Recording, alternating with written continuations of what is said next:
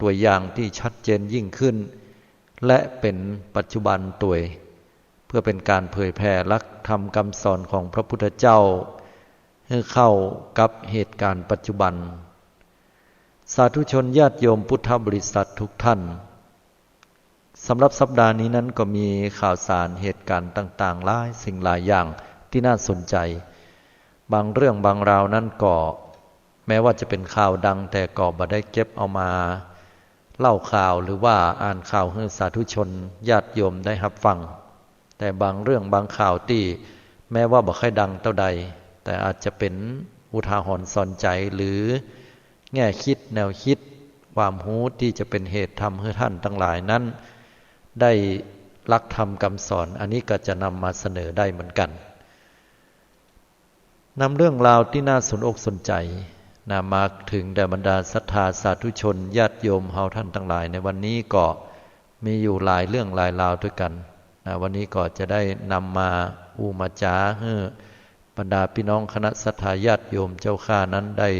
สดับรับฟังกันก็ พาท่านทั้งหลายไปสู่นอกประเทศกันข่าวแรกในวันนี้เนาะก็ตันยุคตันสมัยก็มันเป็นเรื่องราวค่อนข้างที่จะเป็นเกี่ยวกับการเมืองนะแต่เขาจะบ่ไปเจาะลึกในเรื่องของการเมืองเนาะก็มาอู้ถึงนะจากหนังสือพิมพ์ที่เปิ้นได้นำเสนอในวันนี้ถ้าใครที่ติดตามข่าวมาโดยตลอดก็จะหันว่าประเทศจีนนะมีเกาะหนึ่งชื่อว่าเกาะฮ่องกงซึ่งเกาะฮ่องกงนี่เคยเป็นเมืองขึ้นนะฮะของประเทศอังกฤษและก็ประเทศอังกฤษนั้นได้คืนเสรีภาพหรือว่าคืนเกาะเนี่ยให้กับประเทศจีนไปนะเมื่อประมาณปี2540ตอนนั้นซึ่งก็บรรดาสาธุชนเฮาตั้นทั้งหลายนั้นก็ได้รับทราบเป็นอย่างดีทีนี้ตั้งแต่นั้นเป็นต้นมานั้นก็ฮ่องกงก็จากเคยที่ถูกปกครองโดยประเทศอังกฤษนั้นก็ได้มาอยู่ภายใต้การปกครองของประเทศจีนแต่ดูเหมือนว่าฮ่องกงจะถือว่าตัวเก่านั้นเป็นเมืองแห่งเมืองหนึ่งหรือว่าการปกครองแห่งส่วนหนึ่งที่ได้อู้จาและก็สัญญากันตั้งรัฐบาลของจีนแต่ว่าเอาไปเอามาแล้วปัญหามันเกิดขึ้นด้วยเหตุผลอันใดเฮาบ่รับรู้รับทราบในสิ่งเหล่านี้อันลึกตื้นหนาบางแต่ก็อาศัยสื่อนะที่ได้นำมาเสนอให้ได้รับฟังกันก็ลองมาฟังพอเนาะเปิ้นพาดหัวข่าวขึ้นว่าจับตาวิกฤตประท้วงฮ่องกงนายกมหาเทวันซ้ำหอยเทียนอันเหมือนจากหนังสือพิมพ์ไทยรัฐออนไลน์ฉบับวันที่9ตุลาคมพุทธศักราช2562เวลา 7:30 นาทีของวันนี้สถานการณ์ประท้วงที่ฮ่องกงกำลังดำดิ่งลงไปสู่วิกฤตสถานการณ์ที่รุนแรงนักขึ้นอย่างน่ากลัวหลังจากการชุมนุมยืดเยื้อมาเมินถึง4 เดือนพออายังก็บ่หันแสงสว่างที่ปลายอุโมงค์ว่าจะยุติลงเมื่อใดและก็ด้วยวิธีไหนตอนนี้หลายฝ่ายก็เริ่มมีความวิตกกังวลกันนักขึ้นแล้วก็ปากันพอว่ารัฐบาลจีนในยุคของประธานาธิบดีสีจิ้นผิงที่เฝ้าพอสถานการณ์ประท้วงที่ฮ่องกงด้วยท่าทีอันสงบนิ่งเพียบเทียมไปก็เหมือนพญามังกรสุดท้ายแล้วนี่จะตัดสินใจใช้ความรุนแรงปราบปรามม็อบฮ่องกงก่อหรือว่าจะเหมือนกับที่รัฐบาลจีนเคยใช้กำลังทหารปราบปรามม็อบเรียกร้องประชาธิปไตยจนนำไปสู่เหตุการณ์นองเลือดที่จตุรัสเทียนอันเหมือนเมื่อ30 ปีก่อนก่อ หลังจากนางแครี่แลมผู้บริหารสูงสุดเขตบริหารพิเศษฮ่องกงประกาศใช้กฎหมายฉุกเฉินเป็นครั้งแรกในรอบ50 ปีสั่งห้ามผู้ชุมนุมสวมหน้ากากปิดบังใบหน้าที่แท้จริงและมีผลบังคับใช้หลังจากเข็มนาฬิกาผ่านพ้นเวลาเที่ยงคืนเข้าสู่วันที่5 ตุลาคม 2562นอกจากการก่อกวนด้วยการโจ้งระเบิดใส่ตำรวจปราบจลาจลจุดไฟเผาสิ่งของบนถนนแล้วก็ถูกตอบโต้ด้วยแก๊สน้ำตาและกระสุนยางจากเจ้าหน้าที่จนกลายเป็นเรื่องที่ เฮาหันแล้วก็เกยหูเกยตาไปเหียม็อบก็ได้มีการยกระดับความรุนแรงขึ้นนักขึ้นโดยเข้าไปตุบไปทำลายร้านค้าของเจ้าบ้านถ้าหมู่เฮาได้หันนะก็จะหันว่าในคลิปนั้นน่ะมีการบุบการทำลายบอกว่าตั้งสถานีรถไฟใต้ดินนะจนย่าฮื้อบริษัท MTR Corporation ดำเนินกิจการรถไฟใต้ดินของฮ่องกงนั้นประกาศยุติฮื้อบริการรถไฟใต้ดินตึงหมดตั้งแต่คืนวันที่4ตุลาคมจนถึงวันที่5ตุลาคม2562มันก็เกิดความเดือดเนื้อร้อนใจนะให้กับคนตั้งหลายเลยวุ่นวายเนี่ยสนั่นปั่นปื้นกันกับคนที่ใช้บริการรถไฟใต้ดินเฉลี่ยแล้วนักถึงวันละ5 ล้านคนก็เนี่ยคือเศรษฐกิจของฮ่องกงนั่นถือว่าหายเป็นนักเลยทีเดียวนะดำดิ่งลงแต่นางแคลรี่แลมผู้บริหารสูงสุดของฮ่องกงก็ได้อู้ถึงเหตุการณ์รุนแรงเมื่อคืนวันที่4ตุลาคมว่านับเป็นคืนที่มืดมนที่สุดของฮ่องกงจะยากให้สังคมฮ่องกงเกือบจะเป็นอัมพาตในวันรุ่งขึ้นก็คือบ่มีภัยเข้าภัยออกเงียบจะว่าไปก็เหมือนเงียบเหมือนป่าจ้าว่าอย่างนั้นจนยากให้ผู้คนเกิดความวิตกกังวลแล้วก็หวาดกลัวในขณะที่นางแคลรี่แลมก็ฮ้องผู้ชุมนุมประท้วงว่าเป็นผู้ก่อจลาจลผู้บริหารสูงสุดฮ่องกงแม่หญิงคนนี้ก็ยังแถลงข่าวในวันอังคารที่8ตุลาคมก็คือตะวานี้หลังเกิดการประท้วงรุนแรงที่ฮ่องกงต่อเนื่องมาถึง3 วันว่าเหตุประท้วงในฮ่องกงก็ได้รับผลกระทบทางเศรษฐกิจของฮ่องกงในช่วงไตรมาสที่3อย่างนักเพราะว่า6 วันแรกของเดือนตุลาคมปีนี้ในขณะที่เป็นช่วงวันหยุดยาวของจีนที่ฮ้องวันหยุดว่า Golden Week เนี่ยนะเฉลิมฉลองวันชาตินะซึ่งเป็นวันที่ตรงกับวันที่1ตุลาคมของทุกปีและปีนี้ก็เช่นเดียวกันปรากฏว่าจำนวนนักท่องเที่ยวหรือว่าคนที่จะมาเที่ยวฮ่องกงนี่ก็หายไปถึง 50% เลยมันก็แน่นอนเนาะเพราะว่าเกิดการจลาจลกันเปิ้นบุบหูตีตาเปิ้นนะจะฆ่าจะแกล้งกันภัยไปใครไปแอวได้ที่ลดลงนั่นก็เหตุผลเพราะว่าเหตุการณ์เหล่านี้มันเกิดขึ้นเนาะเวลานี้ฮานกาปลีกผู้ประกอบธุรกิจจัดเลี้ยงการท่องเที่ยวหรือว่าโรงแรมก็ได้รับผลกระทบอย่างหนักจากการประท้วงและมีผู้ประกอบการพนักงานได้รับผลกระทบจากวิกฤตประท้วงที่ยืดเยื้อกว่า4 เดือนแล้วราว 500,000 คนรอยเตอร์ก็คือสำนักข่าวต่างประเทศชี้ว่าการประท้วงบนเกาะฮ่องกงที่บ่มีสัญญาณว่าจะทุเลาลงถือเป็นการต้านทานความนิยมของประธานาธิบดีสีจิ้นผิงของประเทศจีนนักที่สุดนับตั้งแต่ก้าวขึ้นสู่อำนาจดำรงตำแหน่งประธานาธิบดีจีนเมื่อปีพุทธศักราช 2555 และถือเป็นวิกฤตการณ์ทางการเมืองที่หนักหนาสาหัสที่สุดของฮ่องกงนับตั้งแต่อังกฤษคืนเกาะฮ่องกงให้กับประเทศจีนในปี 2540 เลยทีเดียวจากการประท้วงที่เริ่มต้นเดือนมิถุนายน 2562 จากการต่อต้านร่างกฎหมายส่งตัวผู้ร้ายข้ามแดนโดยผู้ประท้วงนี่บหันตัวอย่างนักเลยเพราะกลัวภัยตัวนี้ตัวแล้วก็ได้ลุกลามมาเป็นการเคลื่อนไหวเรียกร้องประชาธิปไตยต่อต้านการเข้ามาริดรอนสิทธิเสรีภาพของประชาชนชาวฮ่องกงซึ่งผู้ประท้วงถือว่ารัฐบาลจีนเข้ามาแทรกแซงระบอบการปกครองที่ฮ้องว่า1 ประเทศ 2 ระบบที่เคยให้กำมั่นสัญญากับชาวฮ่องกงไว้ตั้งแต่อังกฤษคืนเกาะนี่ให้แก่จีนคือว่าตัดเนี่ยหมายความว่าตอนที่ฮ่องกงเปิ้นคืนเมืองเนี่ยหรือว่าเกาะฮ่องกงเนี่ยให้กับประเทศจีนไปเหี่ยโดยสัญญาที่ทำเหมือนจะเจ้ากันอยู่ประมาณ100 ปีนะฮะก็พอคืนให้เรียบร้อยแล้วเนี่ยก็สัญญากันไว้ว่าประเทศจีนเนี่ยจะอนุญาตบ่ได้เข้ามายุ่งหรือว่าบ่ได้เข้ามาควบคุมในเรื่องของกฎหมายหรือว่าการเป็นอยู่ของเขาเนี่ยระบอบการปกครองง่ายๆเนาะแต่ปรากฏว่าคนพลเมืองที่อยู่ในฮ่องกงประเด็นนี้ก็มีความคิดกันว่าตัวเก่านั้นเริ่มถูกประเทศจีนเนี่ยจะเข้ามาปกครองนักขึ้นก็ยะให้ตัวเก่านั้นบ่าไข่ปิกปอกคืนไปสู่อำนาจของจีนที่ตัวเก่าพัฒนาขึ้นไปแห่งระดับขั้นนึงแล้วหรือว่ามีความเป็นสิทธิเสรีภาพว่าอย่างนั้นท ทีนี้ก็เกิดการจลาจลกันแต่ในคลิปที่เฮาหันเนาะเพิ่นส่งมาคือพอเนี่ยโอ้มีการบุบการทำลายกันนะบางเตื้อก็จักปืนเข้ามายิงมันก็มี อันนี้ก็ฝ่ายตำรวจก็ทำตามหน้าที่เนาะตำรวจก็ดีออกมาต่อต้านหมู่ที่ประท้วงหมู่ที่ประท้วงก็ไปทำลายเข้าของสิ่งของอย่างต่างๆอันนี้ก็โดยการสร้างสถานการณ์เพื่อที่จะให้เกิดภาวะการกดดันขึ้น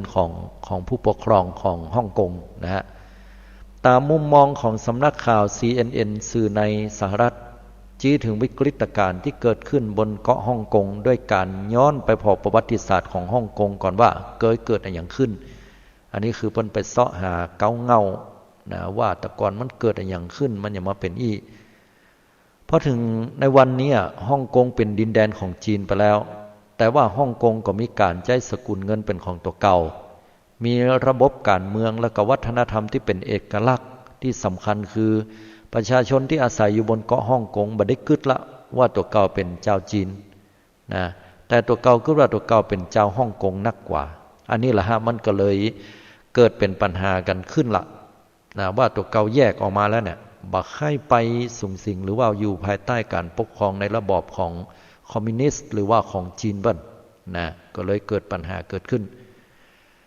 ความแตกต่างระหว่างจีนกับฮ่องกงนั้นย้อนกลับไปหลายรุ่นนะเพราะว่าเกาะฮ่องกงเคยตกเป็นเมืองขึ้นแล้วก็เป็นอาณานิคมของสหราชอาณาจักรมาเมินถึง150 ปี150 ปีด้วยกันจนกระทั่งว่าประเทศอังกฤษเนี่ยคืนเกาะฮ่องกงให้จีนในปี2540แล้วก็วันนี้ระบบกฎหมายของฮ่องกงก็ยังคงเป็นกระจกที่สะท้อนย้อนปิกฮือหันรูปแบบการปกครองของอังกฤษที่เคยเป็นเจ้าอาณานิคมปกครองเกาะน้อยๆนี่ให้ร่ำรวยมั่งคั่งขึ้นมานะก็มันเป็นการสะท้อนเนื้อหันเนาะว่าเขาต้องการแบบความเป็นเสรีภาพนักขึ้นทีนี้ในมุมมองของนายกมหาเทนะผู้นำนะที่สูงสุดที่มีอายุนักที่สุดในโลกเลยก็ว่าได้ตอนนี้นะมหาเทนี่เปิ้นมีอายุได้ถึง94 ปีนะอยู่ประเทศมาเลเซียเนาะท่ามกลางวิกฤตการณ์บนเกาะฮ่องกงที่รุนแรงขึ้นเว็บไซต์ South China Morning Post รายงาน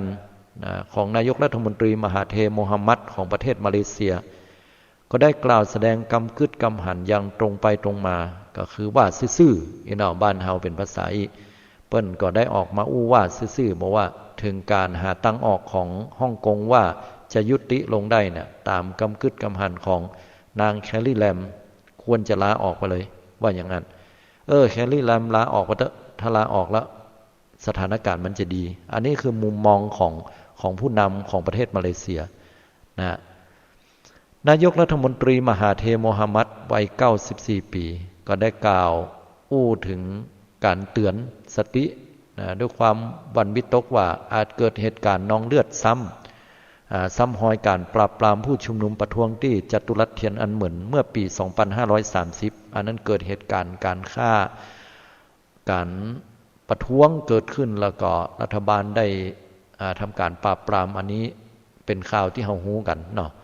ถ้าสถานการณ์รุนแรงบนเกาะฮ่องกงยังคงดำเนินอยู่อย่างนี้ต่อไปก็จะเกิดเหตุการณ์อย่างอันแน่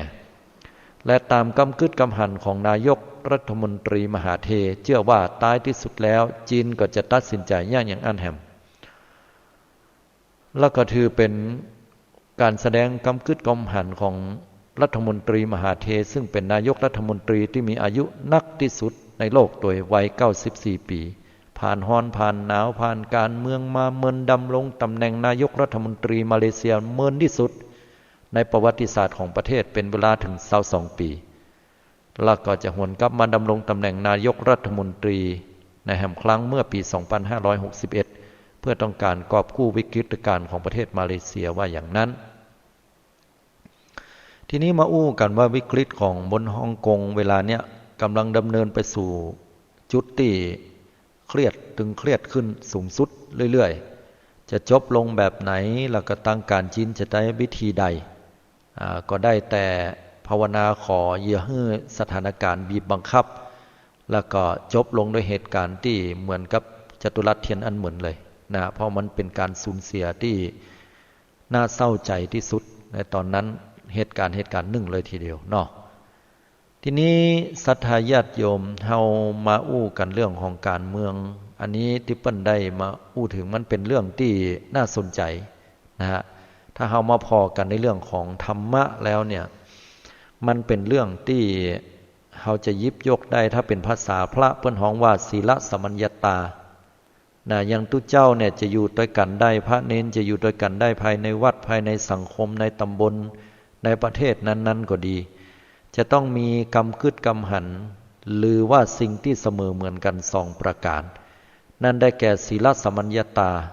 ความเสมอเหมือนกันด้วยกฎระเบียบด้วยศีลด้วยแนวปฏิบัติ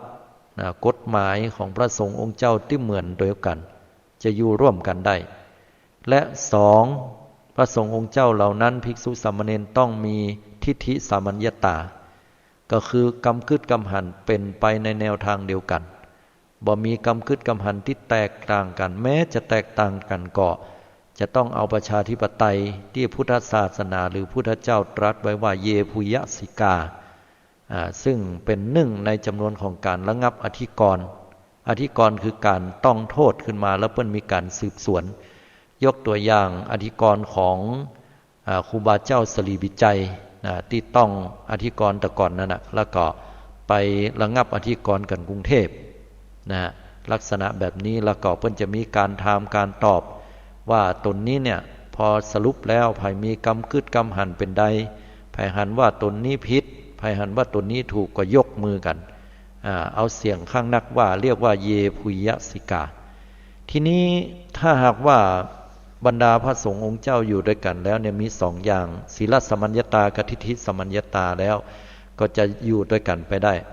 แต่ถ้าศีลสัมมัญญตาคนหนึ่งปฏิบัติไปอย่างหนึ่งแห่มตนหนึ่งปฏิบัติไปแห่มอย่างหนึ่งนี่อันนี้มีอันที่จะแตกต่างกันละเกิดการเปรียบเทียบกันและคณะเดียวกันแห่มกลุ่มหนึ่งก็คือทิฏฐิสัมมัญญตากำกึดกำหันบ่เหมือนกันละแตกต่างกันโดยสิ้นเชิงและบ่ยอมต่างคนต่างบ่ยอมต่างยึดมั่นถือมั่นอยู่ในกำกึดกำหันของตัวเก่าแล้วทีเนี้ยความแตกแยกก็เกิดขึ้นถ้าเราเอาเรื่องราวของพุทธศาสนาตัวเนี้ยมาจับมามองในมุมมองมาพอในมุมมองของฮ่องกงซึ่งเป็นเกาะของประเทศจีนณเวลานี้ที่อังกฤษคืนฮื้อเนี่ยก็จะหันได้ว่ามันเป็นเรื่องของถ้าเปรียบเทียบเป็นภาษาพระเพิ่นฮ้องว่าทิฏฐิสัมมัญญตาเนาะกำกึดกำหันมันบ่ตรงกันบ่ตัดกันและหาจุดที่จะมารวมกันบ่ได้ศีลสัมมัญญตาก็เกี่ยวนะโยมคือกฎหมายเพราะว่าฮ่องกงนี่ประชากรของเปิ้นบ่ต้องการที่จะให้จีนนี่เอากฎหมายแบบระบอบคอมมิวนิสต์เข้ามาปกครองเพราะว่าฮ่องกงถือว่าเปิ้นอยู่ภายใต้กฎระเบียบของอังกฤษมาก่อนแล้วก็พออังกฤษคืนให้แล้วก็ทำสัญญากันพอจีนทำท่าเหมือนกับว่าจะเริ่มที่จะเข้ามาปกครองหรือว่าเริ่มเข้ามาดูแลแล้วฮ่องกงก็เลยเกิดการต่อต้านแล้วก็เลยมีปัญหากันเกิดขึ้นอย่างอีกส่วนเรื่องราวต่างๆที่นอกเหนือจากเหตุลักใหญ่ใจความจากตรงนี้ไปนี่นอกเหนือจากที่เปิ้นนำเสนอข่าวมาก็ดีอย่างก็ดีอันนั้นเฮาก็ฮู้บ่ได้แต่ฮู้ว่าเป็น2เรื่องเนี้ยศีลสัมมัญญตากฎหมายที่เปิ้นบ่อยากจะให้เอามารวมกันบ่ให้อยากจะเข้ามาปกครองแล้วก็ทิฏฐิสัมมัญญตาคือกำกึดกำหันมันแตกต่างหาจุดรวมกันบ่ได้ศรัทธาญาติโยมทั้งหลายอยู่ที่ไหนก็เดือดร้อนกันแต่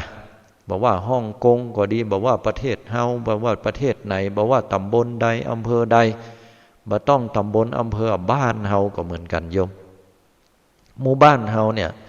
ถ้าบ่มีศีลสัมมัญญตากฎหมายกฎของหมู่บ้านอยู่รวมกันแล้ว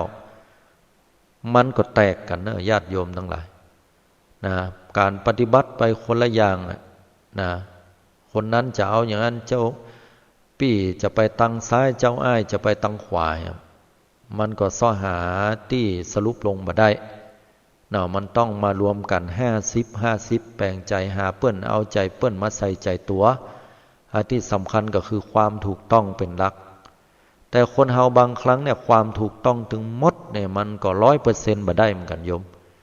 แม้ว่าความถูกต้องจะเป็นสิ่งดีงามแต่เฮาจะบ่ได้มิตรภาพเลย คนที่บ้าความถูกต้อง100%น่ะจะอยู่บนโลกคนนี้ได้เพียงแค่คนเดียวท่านเพราะหมายความว่าคุณบ่เคยฟังกำกึดกำหันบ่แปลงใจหาคนอื่นเลยเพราะว่าคนเฮามันก็ยังมีกิเลสหรอกยังมีความต้องการยังต้องการการยอมรับจากสังคมนะเฮาจะให้มัน100%สุดๆไปเนี่ยมันก็เป็นเรื่องที่ยากแต่ถามว่าดีก็ดีแต่เมื่อเทียบกับคนที่ยังมีกิเลสอยู่แล้วเนี่ยอันนี้ก็ต้องพิจารณาเป็นเรื่องๆลายๆไปฉะนั้นบางครั้งคนเฮาก็ต้องรู้จักการเนี่ยพ้องแพ้ซะบ้างบางขณะเพื่อก้าวต่อไปยังสร้างสรรค์ในอนาคตคนเฮาบ่รู้จักการเนี่ยพ้องเนี่ยคนนั้นจะบ่รู้ว่าตัวเก่ารสชาติของความการเป็นไดแล้วก็จะการบ่จ้างน่าจะมีแต่เอาแป้เปิ้นติ๊กๆอ่ะเพราะฉะนั้นแล้วคนเฮาต้องรู้จักถอยครับพ้องอันนี้เป็นเรื่องที่จะต้องใจทั้งศาสตร์และศิลป์ก็คือศิลปะการดำเนินชีวิตเนาะคนเฮาก็อยู่ในหมู่บ้านก็เหมือนกันญาติโยมทั้งหลายแปลงใจหาถ้าเฮาย้อนมาในหมู่บ้านองค์กรใหญ่ก็มีบ้านกับวัดนั่นเนาะวัดก็ต้องแปลงใจเข้าหาบ้านบ้านก็ต้องแปลงใจเข้าหาวัดพ้องไม่ใช่ว่าต่างฝ่ายต่างจะยึดมั่นถือมั่นในความคิดเห็นของตัวเก่าเพียงอย่างเดียวบางอย่างที่ยอมได้อย่างยอมกันได้ก็ยอมไปเถอะบางอย่างที่ยอมบ่ได้มันคัดจากความเป็นจริงล้ำไปจนเกินพอดีจนเกินงามจนเกินในสิ่งที่จะเป็นศีลธรรมไปแล้วอันนี้ก็ต้องว่ากันด้วยความถูกต้องเนาะเพราะนั้นแล้วมันเป็นสิ่งที่เราจะต้องกึศพิจารณาถึงองค์ประกอบหลายๆอย่างแล้วเราจะใช้ชีวิตอยู่ในสังคมด้วยความผาสุกญาติโยมทั้งหลายอันนั้นก็เอาใจเปิ้นใส่ใจตัวเนาะอันนี้เรื่องราวของฮ่องกงเนี่ยอาตมาภาพมาหันคลิปเนี่ยโอ้สะดุ้งตกใจเหมือนกันอินดูป่ะน่ะเฮามาคิดใจว่าถ้ามันเกิดขึ้นบ้านเฮานี่ก็สูญเสียนักเนาะเพราะถ้ามีเรื่องราวอย่างแล้วไปตัดอินเทอร์เน็ตหมดตัดสื่อสารทุกอย่างเนี่ยเหมือนเฮาบ่ฮู้เรื่องฮู้ราวอย่างสักอย่างแต่ว่าการประท้วงนั้นมันจะไปพอออกนอกประเทศพุ่นนะฮะเพราะว่านอกประเทศเปิ้นฮู้เปิ้นหันหมดฉะนั้นก็เหมือนกันฮ่องกงเปิ้นก็บ่หันในประชากรของเปิ้นแต่ว่าหมู่เฮานะหันกันได้ก็จะเป็นแบบนี้ลักษณะเดียวกันก็ต้องในเหตุการณ์เหล่านี้ก็ถือว่าเป็นอุทาหรณ์นะญาติโยมทั้งหลายจะไปให้เกิดขึ้นบ้านเฮาเมืองเฮาจะไปให้มันเกิดขึ้นทั้งหมู่บ้านของเฮามีหยังก็ก้อยอู้ก้อยจาอยู่กันด้วยหลักแห่งความสามัคคีธรรมเปิ้นฮ้องว่าอปริหานิยธรรม7ประการนั่นเนาะถ้าดำเนินตามหลักอปริหานิยธรรม7ประการแล้วพระพุทธองค์บอกว่าจะบ่มีคำว่าเสื่อมเลยมีแต่คำว่าความเจริญฝ่ายเดียวและความเจริญนั้นบ่ต้องรอถึง7ข้อปฏิบัติเพียงแค่ข้อใดข้อหนึ่งอย่างสม่ำเสมอและตั้งใจปฏิบัติกันแล้วเนี่ยจะมีแต่ความเจริญอย่างเดียวบ่มีความเสื่อมเลยพระพุทธเจ้าตรัสไว้อย่างนั้นจะกล่าวไปยายถึง7ข้อด้วยกันเพิ่นว่าส่วนอปริหานิยธรรม7มีอย่างใดอาตมาเคยอู้ไปแล้วและอนาคตอันใกล้ก็คิดว่าจะเอาปิกมาอู้แห่งกรรมหนึ่งเนาะเอาละเรื่องราวของวิกฤตการณ์ของเกาะฮ่องกงก็ปาศรัทธาญาติโยมไปแอวไปฟังเรียบร้อยละว่าบ้านเมืองเปิ้นเนี่ยกำลังฮ้อนไห้อยู่แต่เฮาก็บ่ต้องไปเดือดร้อนใจหยังแผ่เมตตาไปนักๆญาติโยมขอให้บ้านเปิ้นเมืองเปิ้นสงบเว่ยๆเนาะเฮาก็ได้แต่ภาวนาอย่างสุดท้ายแล้วก็ถือเป็นอุเบกขาฮะวางเฉยไปบ่อั้นจิตใจเฮามันก็จะวุ่นวายเป็นทุกข์บ่ได้เนาะเพราะเฮาช่วยหยังบ่ได้นะเอาละญาติโยมทั้งหลายมาฟังเรื่องราวเรื่องที่2เรื่องที่2นี่ก็น่าสนใจอยู่เหมือนกันแต่บ่ได้ปาไปไหนไกลอยู่ที่เมืองไทยของเฮาเนาะอาตมาภาพกำลังอู้ถึงเรื่องราวของคำว่าวิปัสสนาซึ่งอาตมาฟังแล้วก็อ่านเนาะมาอ่านข่าวแล้วก็อดค่อยหัวบ่ได้เพราะว่าเปิ้นจะให้คำว่าวิปัสสนาตัวนี้ก็คืออีหะว่ามันมาจากการพาดหัวข่าวของหนังสือพิมพ์ฉบับนี้หนุ่มนั่งวิปัสสนาเผยผีมาบอกโดนฆ่าในปั๊มน้ำมันเนี่ยนะปั๊มร้างขับรถหาจนปะศพถูกเผาเกรียม นั่งวิปัสสนาแล้วมาหันผีว่าอย่างนั้นมันบ่ใช่วิปัสสนาแล้วนั่งเนี่ยเปิ้นฮ้องว่าวิปัสสนึกอะไรเนี่ยวิปัสสนาแต่นี่หันอย่างกับกำหนดโยม นะหันนะยังกำหนดหมดเลยแล้วมันจะบ่ไปต่อละมันจะเป็นวิปัสสนามองหันความเกิดและความดับนี่เรียกว่าวิปัสสนาคือหันแจ้งในอารมณ์ในขณะนั้นอันนี้อู้ในฐานะของเป็นพระวิปัสสนาเนาะโยมเนาะแต่ถ้านั่งแล้วหันนั้นหันนี้เปิ้นฮ้องว่าสมถะสมถะแปลว่าอุบายเนี่ยคือจิตสงบจิตสงบละของแถมมันจะมีหูติบตาติบเหาะได้เหาะเหินเดินอากาศปลายบ่ปอยังดักใจคนได้แหมนี่นะเดินบนน้ำบนดินได้รับตาก็หันเลขหันหวยเนี่ยคนเลยไปหลงอยู่ชอบนั่นในเรื่องของสมถะ40ส่วนวิปัสสนาเป็นยอดนั่นน่ะยอดสมถะเนี่ยยกขึ้นสู่วิปัสสนาคนบ่ใครเอาตัวได้เพราะวิปัสสนามันแห้งแล้ง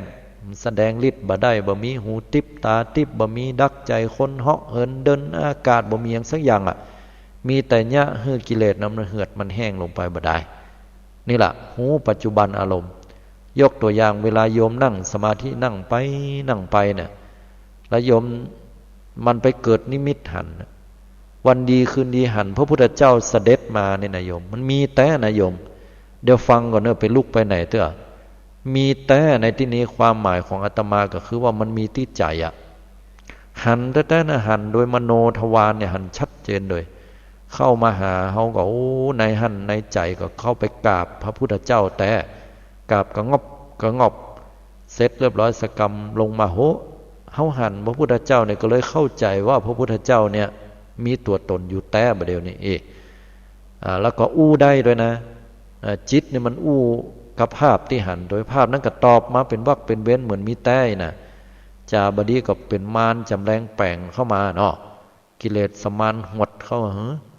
นะกลายเป็นอันว่าพุทธเจ้ายังมีตนมีตัวอยู่เมืองนิพพานนี่เอาไปกันใหญ่แล้ว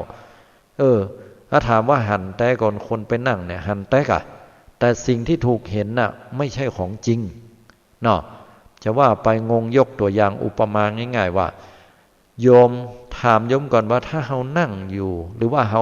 ฮาอยู่ในมุมที่หัน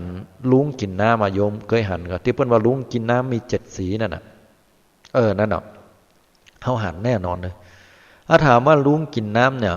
อาตมาตอนเป็นละอ่อนนี่ก็ใครหันได้เนื้อไปพอใกล้ๆมันเป็นอย่างใดคนเฒ่าก็คิดจุเห็นนะว่าจะไปเอามือไปจี้เนอะก็เดี๋ยวมือจะกุดอีหรอลุงมันคมนะเฮาก็กลัวแต่ละอ่อนบ่ฮู้เรื่องเอาใหญ่มาแหมหน่อยนึงก็นั่งรถไปก็ลองเอาขี่รถไปใกล้ๆก็ลุ้นว่าไปอยู่ใกล้แล้วถ้าอย่างหันมันถ้าอย่างงามใหญ่ขนาดได้น่ะมันเป็นน่ะอย่างมันเป็นเทวดาก็หรือว่ามันเป็นอย่างเอาเข้าใกล้เข้าโหอย่างหายไปติ๊กๆในที่สุดบ่หันแล้วก็เสียดายเลยว่าลุงเนี่ยมันหายไปไหนพอได้เฮียนสูงขึ้นก็เลยรู้ว่าไอ้ลุงที่เฮาหันเนี่ยมันเป็นปรากฏการณ์ตามธรรมชาติคือหมายความว่าเมื่อใดก็ตามที่ตาของเฮาเนี่ยมันหันแสงเนาะแล้วฝุ่นแล้วละอองของน้ำเนี่ยที่ฝนมันตกประกอบกับแสงแดดที่มันส่องเข้าไปมันพอดิบพอดีมาใส่เข้าสู่มุมตาของเฮาเนี่ยเฮาจะหันเป็นลุงกินน้ำเฮาจะหันเป็นลุงกินน้ำได้ทดลองง่ายๆโยมสมัยตะก่อนที่เป็นละอ่อนเฮาอมน้ำผูเนาะไปอยู่กลางแดดที่มันร้อนๆแล้วอมน้ำผูออกมาเฮาจะหันว่ามีลุงออกมาปรากฏให้เฮาหันชั่วคราวนั้นนั่นแหละมันหันอันเป็นปรากฏการณ์ที่เกิดขึ้นที่มีองค์ประกอบพร้อมเฮาถึงหันแต่ถามว่าที่หันนั้นมีตัวตนแต่ก็บ่มีปิกปอกมาเปรียบเทียบฟังว่าคนที่นั่งสมาธิแล้วไปหันพุทธเจ้าเนี่ยเป็นตนเป็นองค์ทั้งที่ปรินิพพานไปแล้วได้ตัวเนี่ยถามว่าเขาหันแต่ก็หันแต่อันนี้ต้องบอกถ้าถามว่ามีตัวตนแต่ก็เป็นของแต่ก็คำตอบคือบัดแต่เพราะว่าจิตมันหลอกออกมาจิตมันลวงขึ้นมากิเลสมันปรากฏขึ้นตรงเนี้ยระวังเพื่อนฮ้องว่าวิปัสสนูปกิเลสฉะนั้นเรื่องราวที่ย้อนกลับมาถึงเรื่องที่จะอู้ต่อไปเนี่ยที่ใช้คำว่าวิปัสสนาละหันผีเนี่ย ผีมาบอกเนี่ยแสดงว่าใจกรรมบ่ถูกเปิ้นบ่ใจคำว่าวิปัสสนากันนะเปิ้นนำเสนอข่าวมาเนาะก็ว่าไปอันนี้อธิบายให้โยมฟังประเดี๋ยวจะคิดว่าไปนั่งวิปัสสนาดีกว่าไปที่พระธาตุไปนั่งวิปัสสนาแล้วจะได้หันผีมันบ่ใช่อันนะโยมไปเข้าใจผิดเนอะว่ากันในเรื่องข่าวต่อไปอันนี้เป็นความรู้ให้โยมสอดแทรกเข้ามาเนาะวิเคราะห์ข่าว หนุ่มนั่งวิปัสสนาเผยมีผีมาบอกโดนฆ่าในปั๊มร้างขับรถมาปะแล้วก็ปะศพผูกเผาเกลี่ยมคือไหม้ดำคือลึนั่นน่ะไทยรัฐออนไลน์ฉบับวันที่6ตุลาคม2562เวลา 18:52 นาทีย้อนไปเมื่อ2 วันที่แล้ว3 วันที่แล้วเนาะข่าวเพิ่นบอกว่าหนุ่มอุตรดิตถ์นั่งวิปัสสนาหันวิญญาณของฮื้อจ้วยถูกฆ่าในปั๊มร้างก็เลยขับรถต้อยวนไปวนมาปะปั๊มแต่ก็ปะอยู่บนถนนพิษณุโลกเด่นใจส่องพอในห้องน้ำปะป้อจายนิรนามหรือว่าป้อจายบ่ฮู้จักชื่อบ่ฮู้จักอย่างสักอย่างน่ะถูกไหม้ดำคือลึแห่น่ะก็เลยแจ้งตำรวจขึ้นมาพอเข้าใจเว้ยตำรวจมาพอเว้ยน่ะเมื่อเวลา 12 นาฬิกาของวันที่6ตุลาคม2562ร้อยตำรวจเอกมานัสสุรจิตรองสารวัตรสืบสวนสอบสวนสถานีตำรวจภูธรวังกะพีก็ได้รับแจ้งจากตำรวจประจำป้อมยามบ้านดงจังดีว่าที่ในห้องน้ำปั๊มร้างถนนสายพิษณุโลกเด่นใจตั้งหมายเลขที่11หรือว่า11เนาะหมู่ที่8ตำบลหาดกรวดอำเภอเมืองจังหวัดอุตรดิตถ์ก็มีคนที่เสียชีวิตหรือว่าตายไป1 รายห้องที่4ซึ่งมีทั้งหมด10 ห้องด้วยกันของห้องน้ำเก่าเนี่ยของปั๊มน้ำมันเก่าซึ่งจะถูกล้างมาเป็นเวลากว่า10 ปีบริเวณดังกล่าวก็ปะห้องน้ำได้ปะรองเท้าหรือว่าเกือกแตะเนี่ยสีดำ1 ข้างกับโทรศัพท์มือถือที่มีลักษณะรูปพรรณก็คือมันรู้เห็นละอยู่เครื่อง1ใกล้ๆหั่นตกอยู่ใกล้หั่นในห้องน้ำมีป้อจายที่สภาพศพนั่งอิงกับฝานะแล้วก็ตีนเหยียดยาวมาสภาพศพไหม้ดำคือลึจำบ่ได้บ่ฮู้จักว่าเป็นไผเหลือแต่โครงดำอยู่หั่นน่ะปลายตีนปลายมือก็กุดหายไปเพราะไฟเผาก็เลยรายงานให้พันตำรวจเองชัทวัฒน์พงษ์วาดผู้กำกับการสถานีตำรวจภูธรวังกะพีได้รับทราบแล้วก็ไปตรวจสอบที่เกิดเหตุพร้อมกับสมาคมกู้ภัยวัดหม่อนไม้แพทย์เวรโรงพยาบาลอุตรดิตถ์และนำตำรวจไปพิสูจน์หลักฐานจังหวัดอุตรดิตถ์ท่านนายเกียรติศักดิ์เพียรขุนทดอายุ30 ปีเจ้าบ้านตำบลทุ่งยั้งอำเภอลับแลจังหวัดอุตรดิตถ์ก็อู้ให้ฟังว่าตัวเก่านั้นเป็นนักปฏิบัติธรรมจอบนั่งวิปัสสนาจากกระแสจิตก็ได้หันแต่ตีนสีดำทั้ง2 ข้างอยู่ในห้องน้อยๆแล้วก็มืดเหียคัดเงาสีเข้มๆไว้น่ะก็มาขอให้ช่วยเหลือถูกฆ่าที่ปั๊มน้ำมันล้างแห่งหนึ่งว่าอย่างนี้โลติดกับถนนใหญ่ก็เลยนำเรื่องมูเนี้ยไปแจ้งให้แม่ข่าวก็คือนางน้ำเย็นแก้วพันอายุ79 ปีปฏิบัติธรรมอยู่ที่วัดพระแท่นด้วยกันเนี้ยรู้จักกันเป็นอย่างดีก็ชวนกันมาวันนั้นก็เลยชวนกันครับรถสหปั๊มเก่าก็มาปะแต่เนี่ยพอปะแล้วก็เลยเข้าไปเสาะปากฏว่าได้กลิ่นเหม็นสภาพศพในห้องน้ำเยือ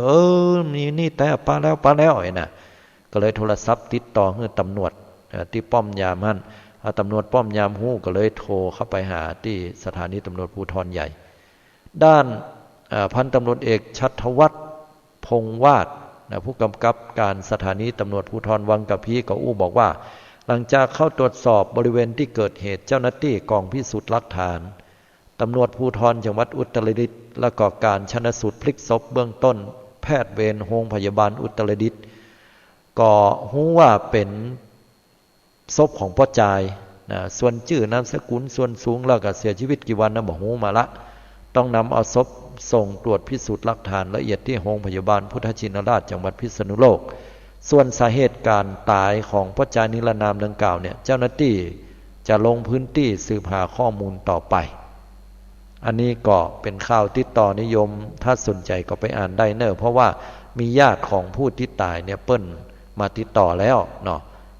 ก็หูเราว่ามั่นใจเลยว่าพ่อจายคนนี้เป็นพ่อจายที่ถูกฆ่าแน่นอนแล้วเปิ้นก็อู้บอกไว้ว่าเป็นพ่อจายที่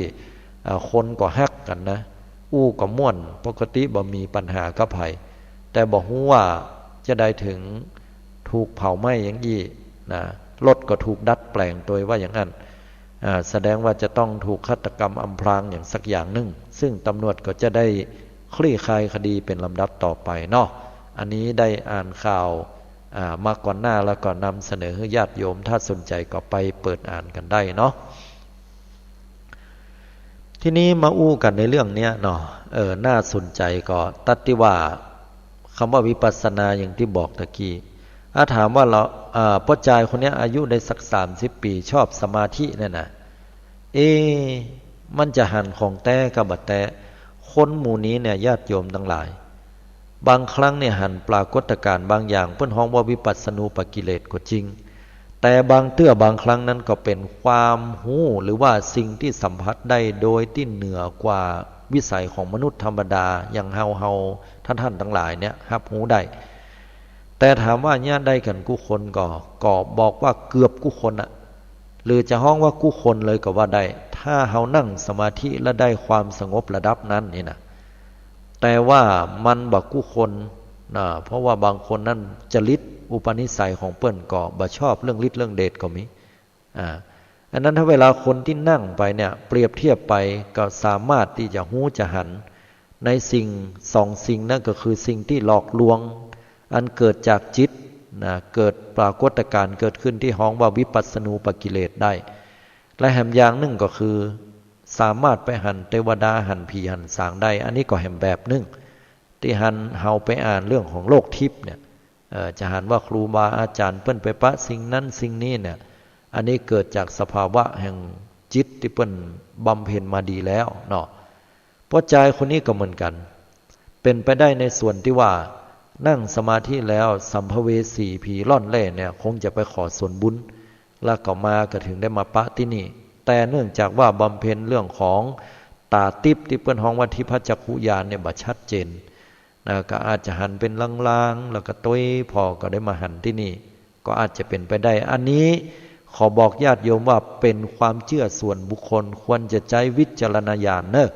คือบ่ต้องเชื่ออย่างง่ายนะแต่ใช้วิจารณญาณความคิดของเฮาเนี่ยพิจารณาคบคิดก่อน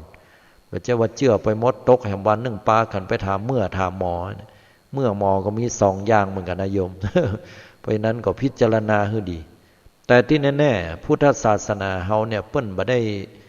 ด้ให้ยึดติดยินดีพอใจว่าเป็นสรณะที่เปิ้งหมู่นี้น่ะเปิ้นบอกว่า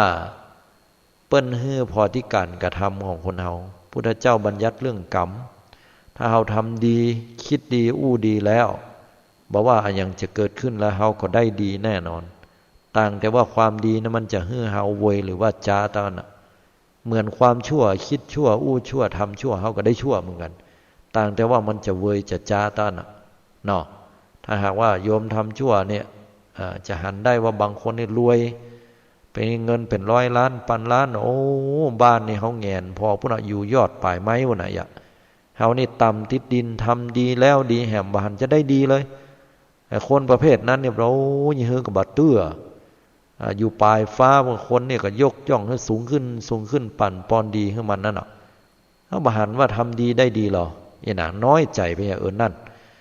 สังคมอ่อนแอเพราะคนดีท้อแท้ไปอย่าง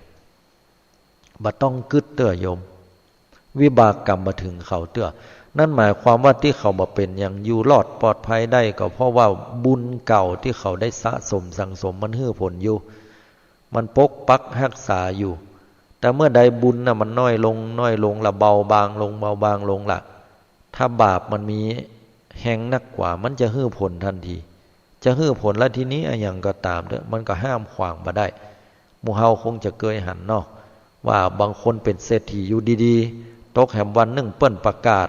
ลดค่าเงินบาทกลายเป็นยาจกเข็นใจบ่มีอันจะกินไปเลยก็มี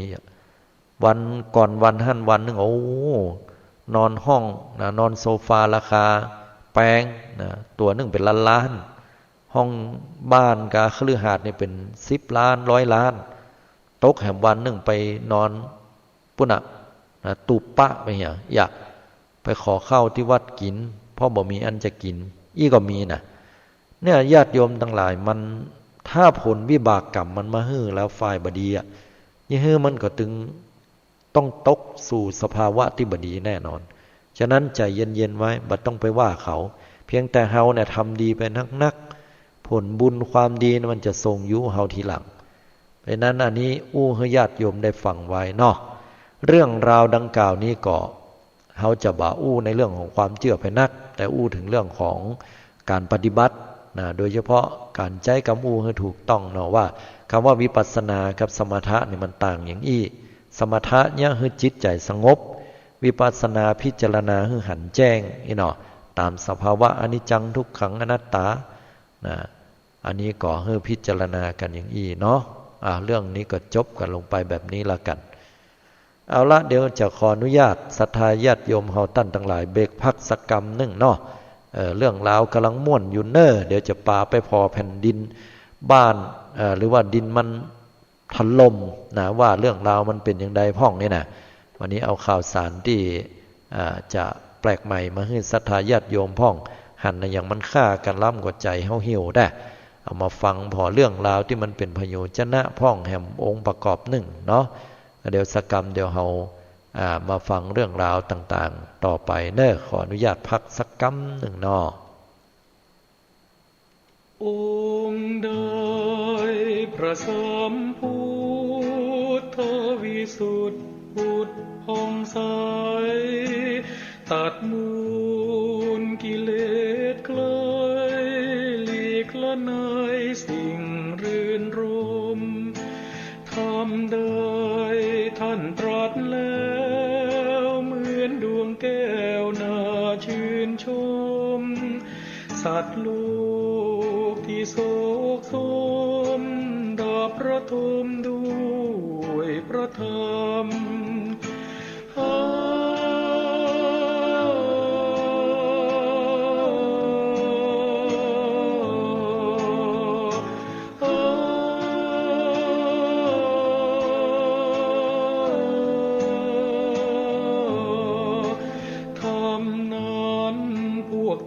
ทั้งหลา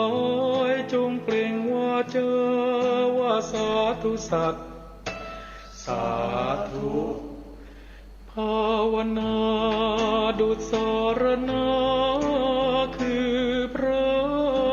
รัตนตรัย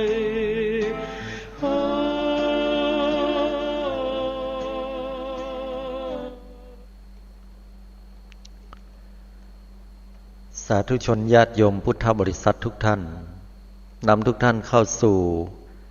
รายการมองข่าวสารผ่านแสงธรรมในช่วงที่2ซึ่งออกอากาศทุกๆคืนวันพุธเวลา 20:30 น. ถึง 4:00 น. ดำเนินรายการโดยอาตมาภาพอนาลัยอนาลโย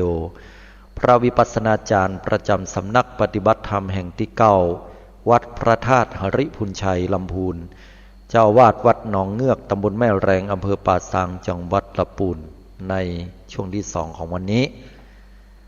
สาธุชนได้ฟังเรื่องข่าวสารมองข่าวสารผ่านแสงธรรมอ่านข่าวมา2ข่าวแล้วเนาะบัดเดี๋ยวนี้ก็มาพอในเรื่องราวที่แปลกประหลาดเหมือนกันความเปลี่ยนไปของบนโลกมนุษย์คนเฮามันมีเหตุมีปัจจัยอย่างต่างๆหลายอย่างพระพุทธเจ้าให้เฮาย้อนปิกไปนะพอสาเหตุของมันว่าอย่างพ้องที่เป็นสาเหตุและแก้ที่สาเหตุนั้นปัญหาต่างๆก็จะสงบลงได้อย่างแน่นอนทีนี้เรื่องราวที่อาตมาภาพจะมาอู้ให้ฟังหรือว่ามาเล่าข่าวเนี่ยเกิดขึ้นที่จังหวัดอุบลราชธานีพาดหัวข่าวโดยหนังสือพิมพ์ข่าวสดฉบับวันที่9 ตุลาคม 2562 เวลา 11:32 นาทีก็คือวันเนี้ยเวลาตอนเพลฉันเข้าทุเจ้าพอดีอุบลราชธานีระลึกซ้ำตลิ่งริมแม่น้ำมูลถล่มเจ้าบ้านโล่นหนีเผยนาทีดินสไลด์หอประปาพัง ล่นหนีตายกันโอ้ยที่เคยหัวในบัดเจ้อย่างไรญาติโยมทั้งหลายว่าเขานึกสภาพของคนที่กลัวตายนะล่นกันนี้แล้วแต่พอมันพังมันลุลงไปแล้วเป็นดีอินดูเพื่อนอ่ะ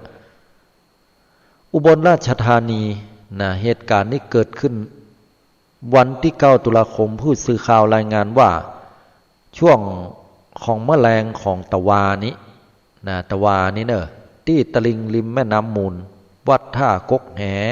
อำเภอเมืองจังหวัดอุบลราชธานีเกิดเหตุการณ์ดินสไลด์หรือว่าดินมันปังลงเนี่ยส่งผลให้ตลิ่งแม่น้ำหรือว่าหิมข้างน้ำเนี่ยมันเกิดการซุดตัวลงมันละลงอิทนอภาษากำเมืองเฮาสิ่งก่อสร้างหิมตลิ่งน้ำเนี่ย กู้อย่างเนี่ยบอกว่าจะเป็นประปาก็พังลงมาโดยคณะเกิดเหตุก็มีเจ้าบ้านเนี่ยประชาชนซึ่งอยู่บริเวณบนแพให้อาหารป่ากำลังม่วนกันเอาป่าจ่งกันเถอะจ่งกันเถอะกินนักๆกินนักๆอีเนาะเดี๋ยวสกรรมคนน่ะนี่คนถ่ายคลิปนั่นนะขึ้นมาว่าโอ้ขัดใจโว้ยนะดินกำลังจะสไลด์ลงไปแล้วขัดใจโว้ยมันละลงแล้วหมู่ที่ได้ยินนั่นก็ป้ากันโล่นนะเนาะขึ้นมาเนี่ยกลัวตายนะถ้าเป็นเฮาก็โล่นเหมือนกันเนาะนะไปอยู่แหละเอาปลอดภัยไว้ก่อนนะชีวิตมันมีค่าที่สุดอะโยมเงินทองบ่ตายหาไม่ได้ชีวิตคนเฮานี่มันสำคัญที่สุดเนาะกว่าพ่อแม่จะเบ่งออกมาเกิดออกมาแล้วก็เข้าม่ำน้ำนมมันหรอนะ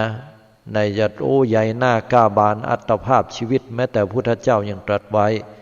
กิจโฉมนุสสปฏิลาโภการเกิดเป็นมนุษย์เป็นของยากฉะนั้นจะต้องรักษาชีวิตของเฮาเนี่ยให้ที่สุดเลยนะ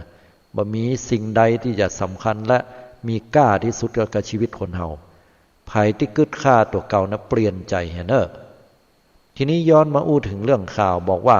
วิ่งหนีหรือว่าโล่นหนีกันด้วยความตกอกตกใจสะดุ้งตกใจขณะเดียวกันดินนะที่สุดตัวหรือว่ามันละลงเนี่ยก็เป็นแนวยาวถึง200 เมตรแล้วก็ย่างเฮือสถานีวัดน้ำของการไฟฟ้าฝ่ายผลิตแห่งประเทศไทยซึ่งตั้งอยู่ใกล้ๆนี่ก็ก้อยปังลงแล้วก็ละถล่มลงไปเลยนะเปิ้นมีคลิปเพื่อพอให้เป็นดีดูล่นนี้กันได้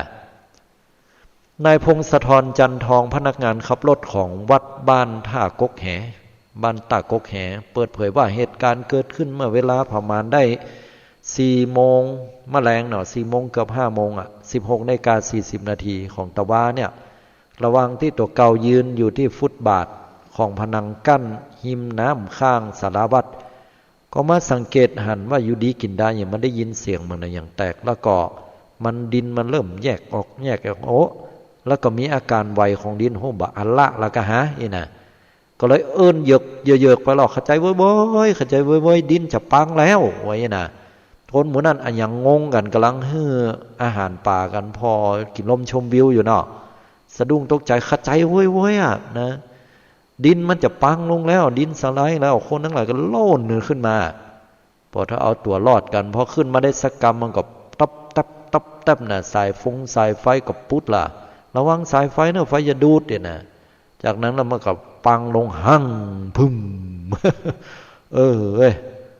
นะพอใจคนนี้ก็เหยอะคนที่ให้อาหารแพนั้นแล้วก็ในที่สุดดินเนี่ยก็ก้อยสุดลงไปคนก็ล่นหนีกันเนาะนายพงศธรได้บอกว่าจุดเนี้ยเมื่อเกิดน้ำท่วมดินแล้วก็จะเกิดการสไลด์ตัวลงในน้ำกระทั่งกรมโยธาธิการและผังเมืองก็ได้มาทำการแก้ไขนะแปลงตลิ่งกั้นการพังเมื่อ 7-8 ปีที่แล้วแล้วก็ยุดการพังทลายของหน้าดินมาจนถึงปีเนี้ยปรากฏว่าน้ำมันท่วมสูงและท่วมสูงบ่พอเนี่ยน้ำมันลดเวยลำสถานนึกภาพออกก็ว่าพอน้ำมันมีนักอ่ะแล้วมันลดไปมันเวยลำวันละ1 เม็ดเนี่ยถือว่าเวยนะเขาอาจจะดีใจว่าน้ำไปแล้วดีใจแต่ว่ามันมีผลเนื้อญาติโยมทั้งหลายมันเนี่ยคือดินที่มันอมน้ำไว้เนี่ยบางเตื้อมันแห้งเวยเกินมันจะเนี่ยคือดินหมู่นี้มันบัดสามารถจะอยู่ตัวได้มันจะอ่อนลงแล้วมีโอกาสที่จะละลงหรือว่าสไลด์ลงได้เวยด้วยนะอันนี้มันเป็นสิ่งที่น่ากลัวนะญาติโยมทั้งหลายแล้วก็มันมีสาเหตุหลายๆอย่างหนึ่งในจำนวนนั้นก็คือตัวเนี้ยทีเนี้ยมันก็เนี่ยคือดินที่ขาดความชุ่มชื้นน้ำเนี่ยก็ปังลงนะก็เกิดดินสไลด์ระดับน้ำปรับตัวลงวันละน้อยก็จะบ่เกิดเหตุการณ์แบบนี้นะอย่างเปิ้นว่าแต่เนาะผู้สื่อข่าวรายงานว่าจากจุดดังกล่าวเนี่ยก็เกิดดินสไลด์หรือว่าดินวะลงนะหิมตะลิงหมู่บ้านคูสว่างตำบลหนองกินเพลและบ้านหาดสวนยาตำบลคำน้ำแซบอำเภอวารินชำราบตั้งอยู่คนละฝั่งของแม่น้ำมูลตัวนะไม่ใช่แค่ฝั่งนี้อย่างเดียวดินสไลด์เกิดขึ้นช่วงดึกของวันเดียวกันนะมีบ้านเฮือนประชาชนเสียหายจำนวน1 หลังแต่เจ้าของบ้านก็คิดว่าถ้าดินมันเกิดสุดตัวไปแหมในบ้านข้าเจ้าเนี่ยบ่เหลือแน่นอนไว้อันก็เลยต่างผู้ที่มีความรับผิดชอบโดยเฉพาะอย่างยิ่งนะ ผู้ว่าราชการจังหวัดนี่ก็เลยออกมาพอแล้วก็มีคำสั่งให้ช่วยบรรเทาความเดือดร้อนของประชาชนต่อไปเพราะว่าอู้ถึงว่าระดับน้ำในวันเนี้ยน้ำสูงถึง 2.86 เมตรทีเนี้ยน้ำมันต่ำลงตะดิ่งไปนะจนถึง 4.14 เมตรถือว่าโดยเฉลี่ยแล้วเนี่ยผ่านมามีน้ำลดวันละ1 เมตรเนี่ยมันลงเวยล้ำไปเนาะดังกล่าวมาพอสภาพในรูปภาพที่เปิ้นฮือหันนี่โอ้มันบ่น่าพอเลยญาติโยมทั้งหลายน่ายินดูบ่น่ะเนาะขณะที่นายสฤทธิ์วิทูลผู้ว่าราชการจังหวัดอุบลราชธานีพร้อมกับโยธาธิการจังหวัดก็ได้เข้ากวดสอบเพื่อนำความเสียหายเข้าสู่ที่ประชุมแล้วก็ได้จัดสรรงบประมาณมาช่วยเหลือซ่อมแซมปรับปรุงอีกครั้งทั้งนี้ก็เพื่อตั้งการนี้จะได้ช่วยบรรเทาความเดือดร้อนของศาสนสถานวัดบ้านท่ากกแล้วก็ประชาชนต่อไปนะอันนี้ก็เป็นเรื่องราวของดินสไลด์หรือว่าดินมันละลงมันหยวดลงนะมันหยวดมันละมันลงไปอันนี้กำเมืองเฮาเนาะ น่ามันเป็นอย่างนั้นนะญาติโยมทั้งหลายก็เปิ้นบอกไว้เนาะบอกไว้อาตมาไปอ่านปั๊บเปิ้นบอกว่าสาเหตุที่ดินมันถล่มหรือว่าดินมันยวะดินมันหยวดดินมันสไลด์เนี่ยนะมันมีสาเหตุอยู่2 อย่างอย่างแรกเกิดจากธรรมชาติเช่นว่าภูเขาไฟระเบิดพ่องเนาะ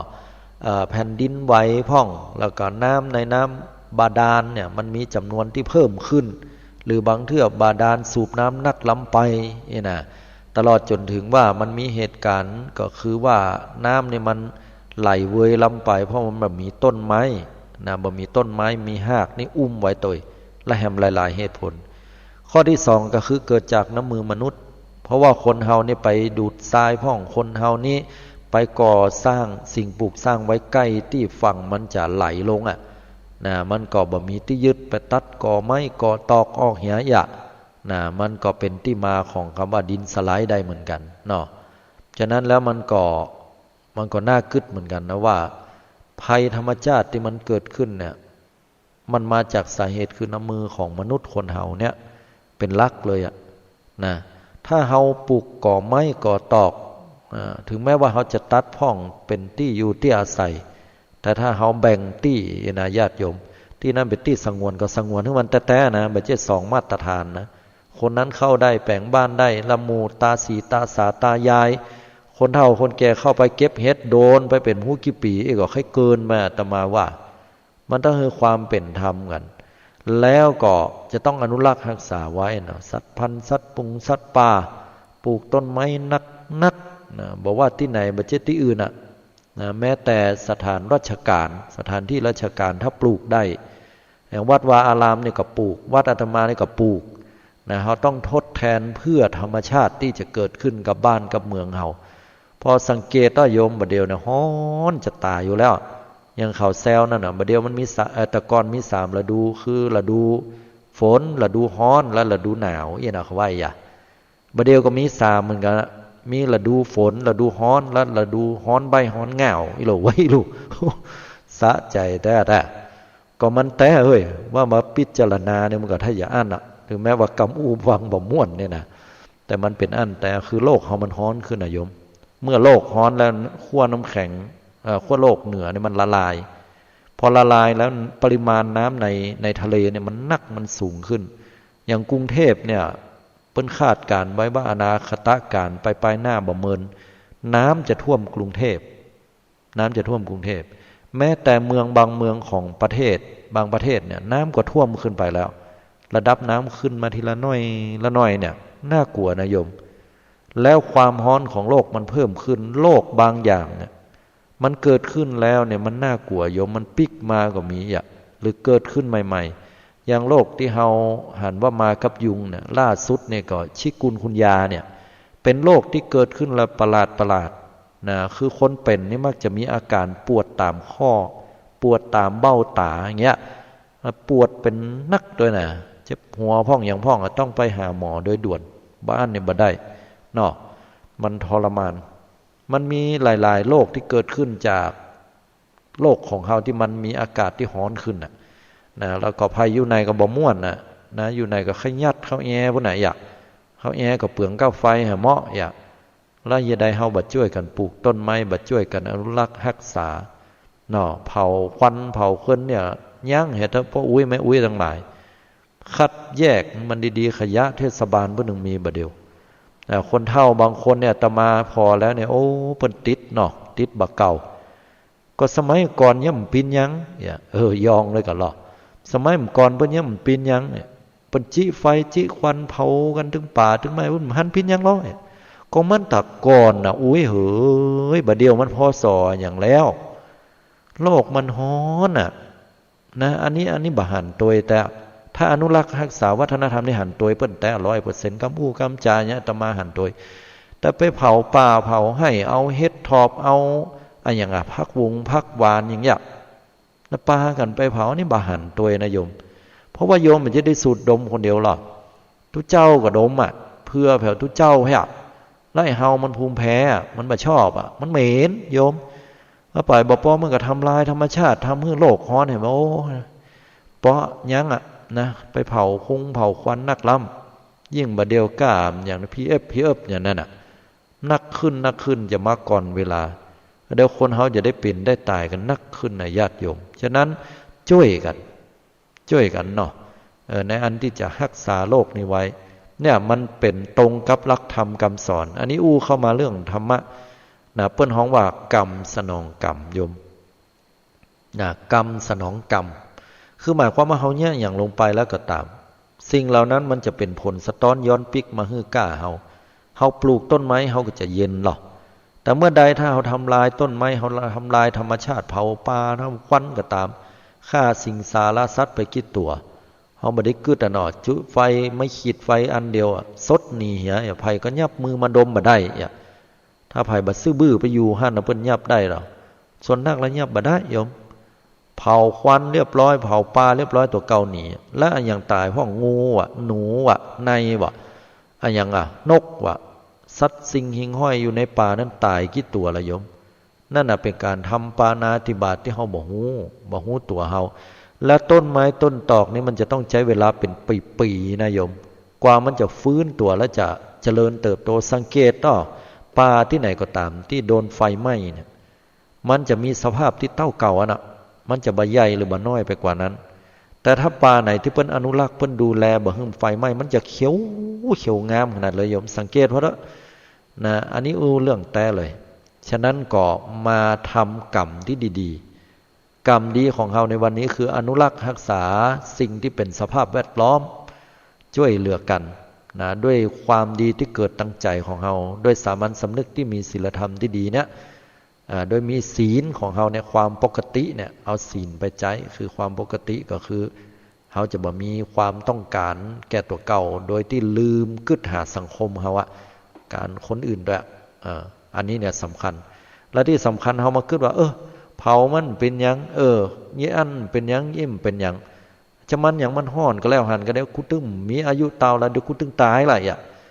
เอาแล้วโยมแล้วคิดว่าตายแล้วลูกหลานตานเต้าเขาจะอยู่อย่างใดโยมหรือว่าจะปล่อยจังมันเตอะถ้าเราบอกว่าจังมันเตอะแล้วถามว่าเราฮักลูกฮักเต้าเราก็เนี่ยมันน่าคิดนะ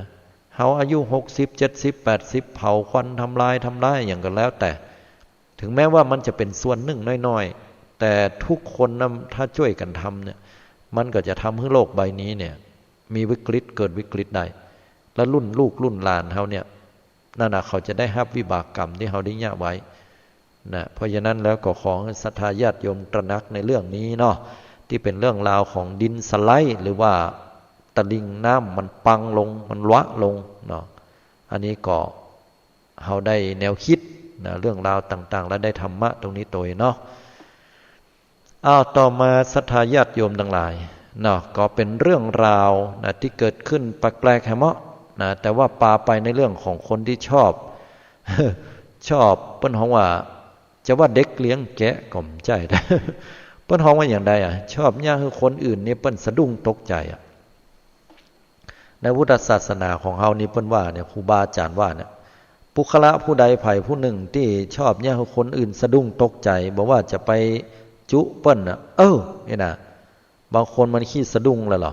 อาตมาภาพเคยหันแต่ก่อนเป็นละอ่อนมันมีคนเฒ่าไม่ยิงคนหนึ่งนะเปิ้นขี้สะดุ้งเปิ้นเป็นคนบ่ค่อยมีสติ เอาเวลาไผจุเขาเปิ้นอย่างเปิ้นยะเลยนะถ้าพอเปิ้นมีสติหูมานี่เปิ้นเดือดเปิ้นด่าเลยก็มีอยู่คนนึงอะก็นะไม่ยิงคนที่เปิ้นเป็นคนที่สติเปิ้นอ่อนก็หมู่เดียวกันนะเนาะหรือว่าหมู่หนุ่มๆหมู่พ่อจ้ายหมู่นั่นก็เลยอันหูนะพอหูก็แกล้งเปิ้นก็เอามือเนี่ยไปตบฝาห้องนะตบปืนหรือตบไม้ห้องคือมันดังๆคือเปิ้นสะดุ้งเลยนะเอ้าฟ้อนนี่นะลูกขึ้นฟ้อนแต่โยมฟ้อนหยับแล้วเขาค่อยหัวใส่เปิ้นพอเปิ้นหูตัวมันก็ด่าก็ถึงได้กำด่ากำแจ้งสุดท้ายแล้วคนที่เกยยะเปิ้นแกล้งเปิ้นมันเนี่ยสุดท้ายเป็นอัมพฤกษ์อัมพาตแล้วตายไปแล้วหรอน่ะมันวิบากกรรมเหมือนกันนะเนี่ยกรรมภัยก็เวรมันทีนี้คนประเภทหมู่เนี่ยจะไปเกิดที่ไหนนะเปิ้นบอกว่าคนประเภทเนี้ยจะไปเกิดเป็นหมู่อสุรกายอสุรกายเป็นหนึ่งในจำนวนของอบายภูมิสี่อบายภูมิคือปากทางแห่งความเปิ้นของว่าภพภูมิภพภูมิที่มันบัดเจริญน่ะเป็นภพภูมิแห่งการทนทุกข์ทรมานมีนรกเป็นต้นนรก8ขุมเนี่ยและแต่ละขุมมีบริวาร16แต่ละบริวาร16มีประมาณบริวารแห่งนับประมาณบ่ได้น่ะอันนี้มอน6ต่อมาสูงขึ้นมาหน่อยนะทนทุกข์ทรมานน้อยมาหน่อยก็คือเปรตพวกเปรตนี่ตายด้วยวิบากกรรมอันตัวเก่าตายด้วยโลภะมูลจิตจิตที่คิดในเรื่องของความโลภอยากจะได้โดยเฉพาะละเมิดโดยเฉพาะการลักการจกการช่อการชนมูเนี้ยไปเกิดเป็นผีเพศจะต้องไปรับวิบากทนทุกข์ทรมานหิวโหยอยู่อย่างนั้นกว่าจะพ้นวิบากอสุรกายก็เหมือนกันมีครูบาอาจารย์เพิ่นฟังในโลกทิพย์หรือว่าที่ได้อ่านประวัติครูบาอาจารย์เพิ่นว่ามันจะมีมือยาวๆขนยาวๆแล้วก็ตัวเหม็นเขี้ยวงงๆนี่นะหรือบางตัวมันมีหลายชนิดอย่างเพศนี่มันมีถึง200กว่าชนิดอสุรกายก็มีหลายอย่างอสุรกายบางตัวนั่นก็มีฤทธานุภาพนะโยมเช่นว่าที่เขาบอกว่าเป็นผีนั่นน่ะมันมีแต่นะโยมสมัยก่อนเนี่ยเป็นผีไปหั่นผีเพิ่นหั่นแต่แล้วมันมีแต่มันหลอกมาหลอนนะเวลาเขาไปแอวสาวไอ้หนอสมัยตะก่อนอาตมายังตันยุคโกมเนี่ยเพิ่นตามโกมก็หันรุ่นปี้เพิ่นไปแอวสาวกันเนี่ยโปรดโทธโมสังโฆมันล่นมาน่ะหน้าตั้งตาตั้งไว้หรอกที่เมาเหล้าปัดส่งปัดเซ็งมันหายไปไหนบอกว่าผมตั้งแท็กเลยน่ะตั้งยังหนังนั้นแต้เลยน่ะเอาไปหันผีมาว่าโอ้ยผีว่าโพธโธมันให้ฟังหรอตัวเป็นยังอันเฮาก็กลัวตัวนั่นเนาะแต่บ่เคยหันธรรมะก็บ่เคยหันเหมือนกันอันนี้หมู่เนี่ยเปิ้นฮ้องว่ามันชอบมาหลอกมาหลอนด้วยเหตุผลก็เพราะว่าอุปนิสัยเดิมคือชอบไปย่าให้เปิ้นได้ตกอกตกใจหรือ2บ่ได้ตั้งใจจะหลอกหลอนแต่ว่ามาขอส่วนบุญแล้วภัยพอหันอย่างนั้นก็กลัวผีแล้วบ่ได้ทำบุญไปให้อันนี้เขาก็บ่ได้รับเหมือนกันเนาะก็เป็นดีน่าอินดูอันนี้ก็เป็นเรื่องราวที่บอกว่าอสุรกายเนี่ยคนที่ชอบย่าให้คนอื่นสะดุ้งเนี่ยจะเป็นวิบากลักษณะการตายแล้วไปเกิดเป็นทีเนี้ยเรื่องที่อาตมาภาพจะมาสุดท้ายเหตุก่อนว่าอบายภูมิ4มีนรกเปรตอสุรกายและสัตว์เดรัจฉานหมู่มากาไก่สัตว์สิงหิ่งห้อยนี่เป็นสัตว์เดรัจฉานเป็นภพภูมิที่หาความเจริญด้านธรรมะที่จะบรรลุธรรมขึ้นในบัดได้แต่บำเพ็ญบารมีเนี่ยโดยเฉพาะพระโพธิสัตว์เนี่ยในส่วนของภพของสัตว์เดรัจฉานนี่ได้แต่ต่ำกว่านั้นนี่บักเคยหันปรากฏเนาะทีนี้มาถึงเรื่องราวย้อนเข้ามาในเรื่องของข่าวสารเปิ้นก็พาดหัวข่าวขึ้นว่าลูกเคยซุ่มเซอร์ไพรส์วันเกิดพ่อตาไม่รู้ส่องดับพุทโธธัมโมสังโฆคำว่าเซอร์ไพรส์แปลว่าแปลกใจเป็นภาษาอังกฤษเนาะแปลกใจก็คือทำให้เกิดความตกใจทำให้เกิดความสงนสนเท่ว่าคือเฮาตกสล่างตกสะเกิดประมาณเนี้ยแล้วก็ดีใจขึ้นมาอย่างนี้ประมาณนี้นะไอ้ลูกเคยคนนี้ก็เหมือนกันมันนี่เหือมันคิดว่ามันเป็นวันเกิดของพ่อตาหรือว่าพ่อเมียง่ายเนาะมันก็ไปมันจะไปเซอร์ไพรส์เปิ้นมันจะเซอร์ไพรส์อย่างใดลองมาฟังข่าวจากคมชัดลึกฉบับวันที่9ตุลา2562คือวันเนี้ยคริสโตเฟอร์เบอร์แกนอันนี้ปาไปต่างประเทศวัย37 ปีเดินทางจากบ้านในนอร์เวย์ไปประเทศสหรัฐอเมริกาตั้งใจจะไปเซอร์ไพรส์ วันเกิดของพ่อตาคือริชาร์ดเดนิสที่ฟลอริดาแต่กิจกรรมของบ้านเนี่ยมันบ่เหมือนเจ้าบ้านเจ้าเมืองมันกึดม่วนมานะแต่ในที่สุดก็กลายเป็นโศกนาฏกรรมเดนิสยิง1 นัดเป็นเหตุให้เบอร์แกนเสียชีวิตโดยที่ในเวลานั้นบ่ฮู้ว่ายิงไผนะบ๊อบจอห์นสันในอำเภอเซนต้าโรซากล่าวว่าเหตุการณ์นี้เป็นอุบัติเหตุร้ายแรงและเดนิสวัย61จะบ่ถูกแจ้งข้อหาใดๆอันนี้เป็นกฎหมายบ้านเปิ้นถือว่าบ่มีเจตนาฆ่าเนาะแต่ป้องกันตัวว่าอย่างนั้นทีนี้เรื่องราวก็บอกว่าเบอร์แกนเดินทางจากเบอร์แกนก็คือไอ้ลูกเขยเนี่ยนะเบอร์แกนเดินทางจากนอร์เวย์ไปถึงสนามบินในฟลอริดาสหรัฐอเมริกาเวลาประมาณได้23 นาฬิกาหรือว่า11 โมงเมื่อคืนน่ะของคืนวันอังคารจากนั้นก็นั่งแท็กซี่ไปบ้านของป้อตาหรือว่าป้อเมียตัวเก่าในย่านเพนซาโคลาตั้งใจจะไปเซอร์ไพรส์เพื่อจะเรียกเสียงไข้หัวแล้วก็ Happy Birthday to you อย่างเงี้ยกะ ก็เป็นการอวยพรแล้วก็เอาเค้กหรือก็มันก็เอาของขวัญไปให้อีน่ะประมาณเนี้ยเสียมันบ่อ่านน่ะญาติโยมทั้งหลายลูกเคยก็ไปต่อยประตูเนาะเคาะประตูบ้านเวลาประมาณว่าได้11 โมงครึ่งพอดีเกือบเที่ยงคืนน่ะเดนิสนะบัดสบายใจเดนิสก็คือป้อเมียเนี่ยบัดสบายใจเพราะได้ยินเสียงต่อยเพราะว่าก่อนหน้านี่มันเกิดเหตุการณ์อยู่แล้วหรอมีคนมาหาแกแล้วก็เซอร์ไพรส์ลักษณะนี้แต่ว่าการเซอร์ไพรส์นั้นเป็นการเซอร์ไพรส์ที่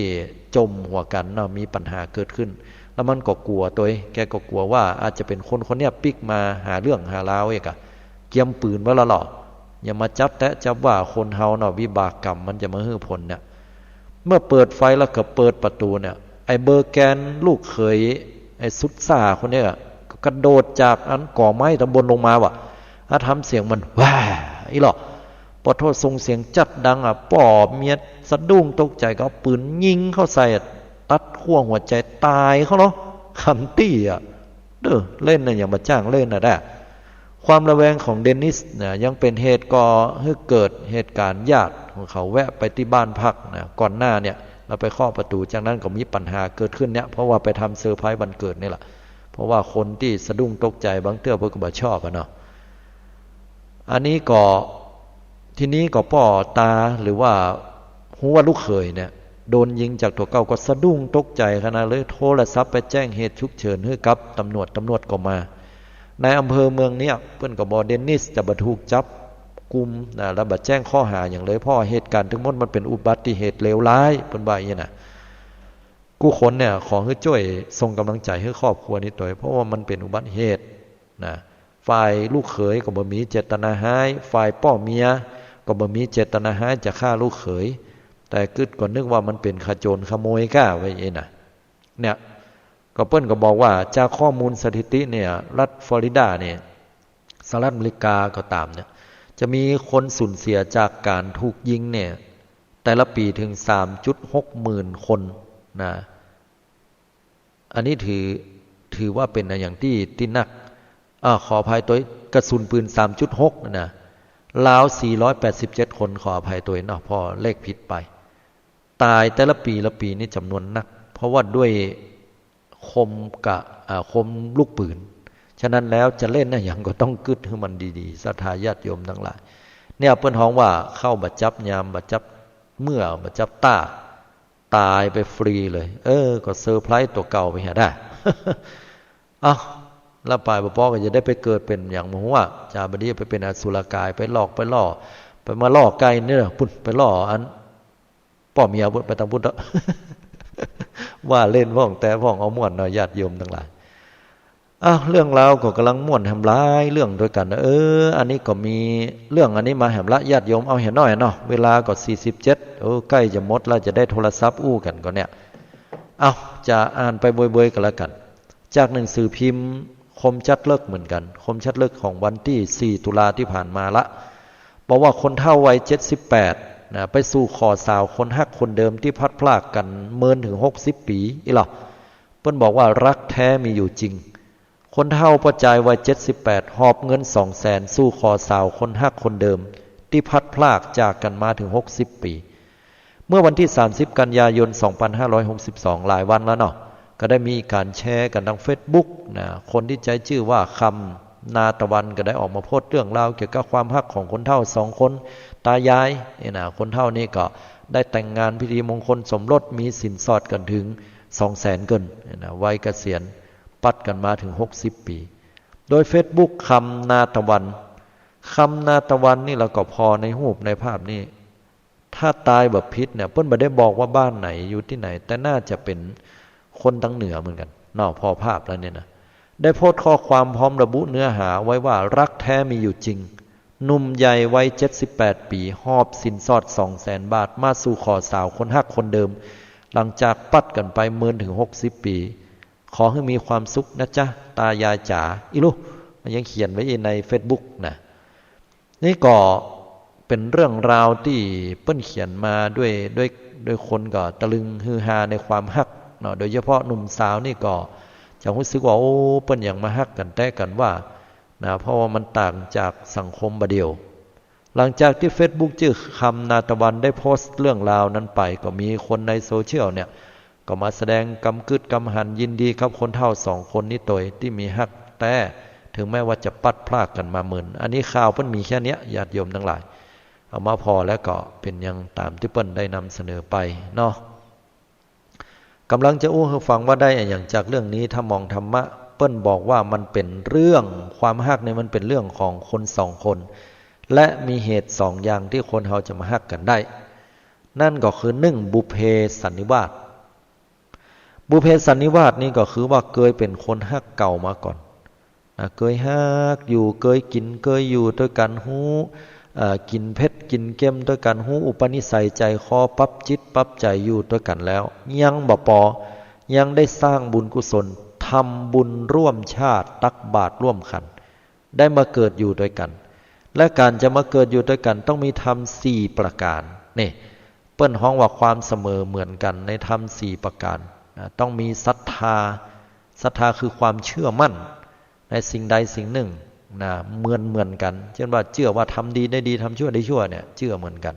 เกิดว่าเราทำบุญด้วยกันแล้วจะต้องปะกันนี่มีความเชื่อเหมือนกันเกิดว่าเราไปช่วยบ้านเหนือบ้านใต้เปิ้นเอาบุญเนาะแล้วเราเปิ้นจะได้มีความสุขเนี่ยมีความเชื่อเหมือนกันบ่ขัดแย้งกันอันนี้เรียกว่าศรัทธาคือความเชื่อมั่นนะ2ศีลนะต้องมีศีลที่เสมอกัน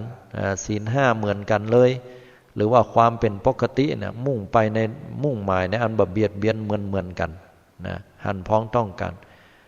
มีลักษณะของศรัทธาศีลจาคะจะต้องมีการเสียสละมีจิตสาธารณะเหมือนกันบ่ใช่ว่าพอใจมีฝ่ายที่จิตสาธารณะแต่ไม่ยิงเนี่ยมาหันว่าไปได้5 ก้ายังไม่ได้กินนะหยังน่ะสุมาแต่ใจกรรมนี่กรรมบ่เก่าเนาะปิกมาแล้วบ่พอบ้านพอจองเงินทองบ่มีเหี้ยน่ะอันนี้บ่ได้เกิดร่วมกันละ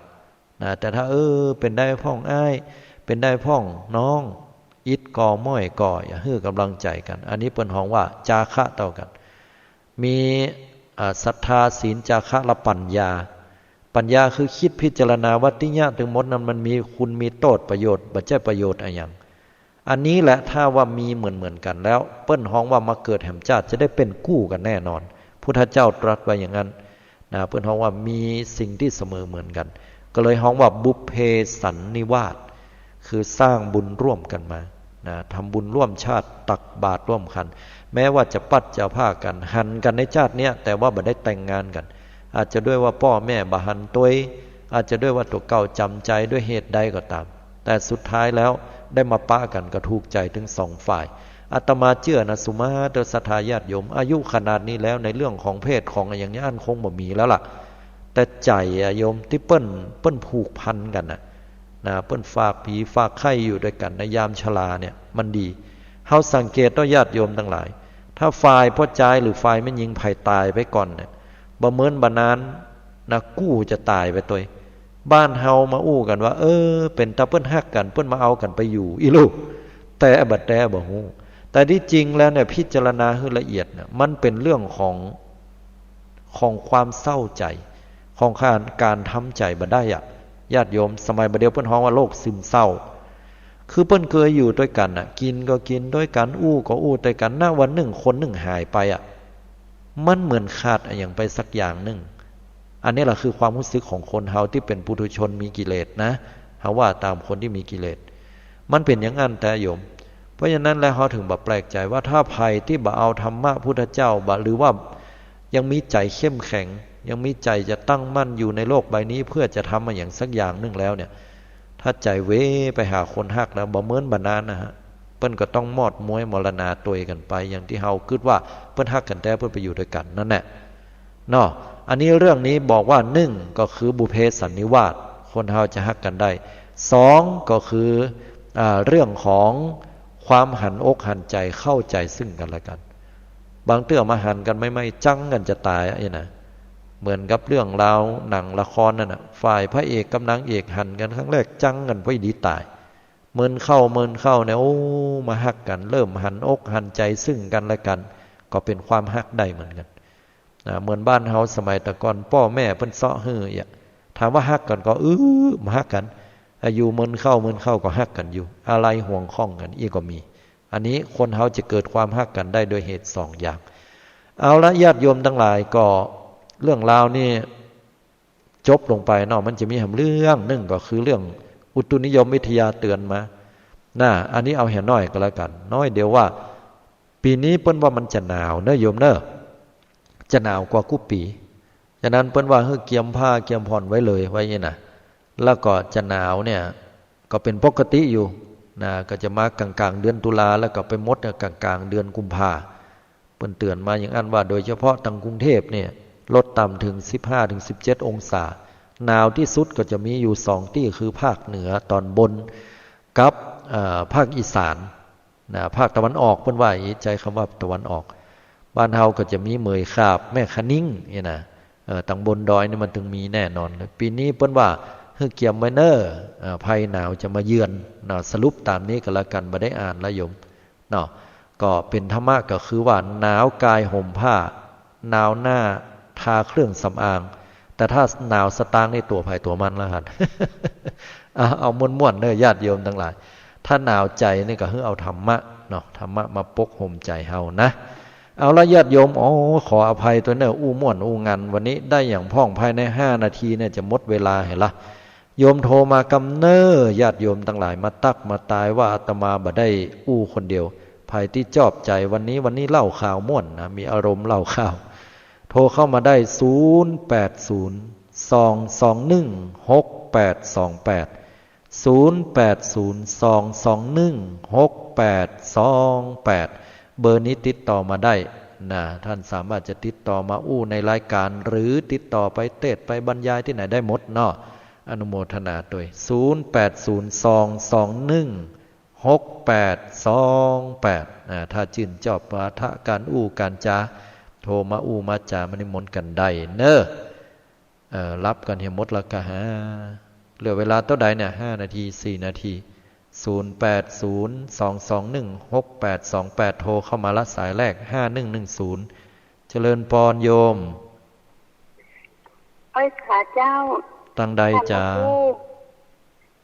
แม่น้อยจำได้ละแม่น้อยสุขแม่น้อยเนาะ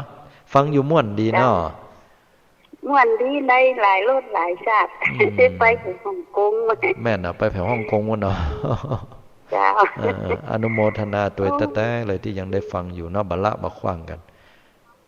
จ้าแม่ก็ฟังอยู่นะเจ้าดีละอนุโมทนาให้กำลังใจต่อกันละกันเนาะนะอันวันนี้บัตตาเต้นเนอร์เพราะว่าเวลาน้อยคนก็โทรกันเข้ามานักขนาดเดี๋ยวนี้4-5 สายบ่ได้รับเด้ออนุโมทนาสาธุเนาะเจริญพรสาธุสาธุด้วยเนาะลุดไปให้ละสายอื่นโทรเข้ามาใหม่9946ขออนุญาตครับสายเจริญพรโยมฮัลโหลฟังอยู่เนาะอยู่ที่ไหนบ้านใดอยู่บ้านปะก้างไม่จันดีแม่จันดีปะก้างเหรออนุโมทนาสาธุที่โทรมาเนอะบุญกรรมบุญจูเนาะจะไปลืมไปละกันทุกๆวันพุธเวลาเมื่อเจ้า5 โมงถึง6 โมงเจ้าแล้วก็เมื่อคืน2 ทุ่มถึง4 ทุ่มเนอะเฉพาะวันพุธสาธุขอบคุณได้ความรู้ได้ความบันเทิงหลายอย่างเนาะโชคดีเนอะสาธุสาธุเจ้าอันนี้แหมสายหนึ่ง เวลามีน้อยนะ5497เจริญปอนสวัสดีเจ้าโทรมาจากทางใดโยมโทรมาจากในตัวเมืองเชียงใหม่เจ้าเป็นได้ฟังวันนี้ม่วนก่อวันนี้ฟังเป็นครั้งแรกค่ะรู้สึกว่าฟังดีค่ะแล้วก็สอนดีอะค่ะเข้าท่าอยู่เนาะนำเอาข่าวสารมาเล่าพร้อมกับธรรมะนี่นะได้เจ้ารู้สึกว่าเขาสอนใจของตัวเองค่ะถูกต้องมีหลายอย่างที่ชอบอะค่ะสาธุเป็นกำลังใจให้อาตมาตัวอาตมาก็เป็นกำลังใจให้คุณโยมเนอะเจ้าโชคดีเนาะสาธุสาธุอาจจะได้อู้กันหน่อยเนาะพี่น้องศรัทธาเวลาน้อย4533เจริญ4538เจริญพรโยมสมัยจ่าเจ้าท่านพระครูเจ้าจากที่ไหนจ้าจากบ้านหนองเตาคำสันโป่งตำบลแม่กาค่ะเจ้าโอ้หนองเตาคำกะใกล้ใกล้กับอันแม่ของเนาะเจ้าสถานตำบลเดียวกันเจ้าท่านพระครูดีม่วนเนี่ยแค่นิมนต์มาทุกคืนอ่ะเวลาเพิ่นมีจำกัดแต่ให้หลายๆตนเพื่อเจ้ากำลังใจในเจ้าสาธุเนอเจริญพรอยู่ดีมีสุขเนอเจริญพรเอาแหมสักซ้ายหนึ่งขออนุญาตท่านพระครูวิสุวัฒน์เนาะหมายเลข9200เจริญพรเจ้าท่านโทรมาจากทางใดเราสันปิงจำได้แล้วเป็นได้วันนี้ม่วนก็จะม่วนอนุโมทนาที่โทรมาฟังคนเดียวเนอะหลายคนดีละสาธุโดยถ้าจะใดก็มีโอกาสไปตั้งเหล่าสันปิงกับนิมนต์ไปเทศก็ได้เราจะได้รู้จักกัน ว่าไปอันนั้นเนี่ยเวลาหมดเหี่ยวพอดิบพอดีล่ะอันโยมเฮยอันเต้าอี้ก่อนนอต้องขออภัยตัวเนอะสาธุสาธุสาธุจะได้ก็ขออภัยญาติโยมที่บ่ได้รับสายนอกแล้วก็แหมร้ายท่านที่โทรมาให้กำลังใจวันนี้ข่าวมันม่วนล้ำเลยเล่ายาวไปหน่อย แต่ยังได้ก็ขอให้อยู่ดีมีสุขอายุมั่นขวัญยืนกันเนิ่นสมมุ่งมาตรปรารถนาร่ำรวยเจริญด้วยอายุวันนะสุขภละ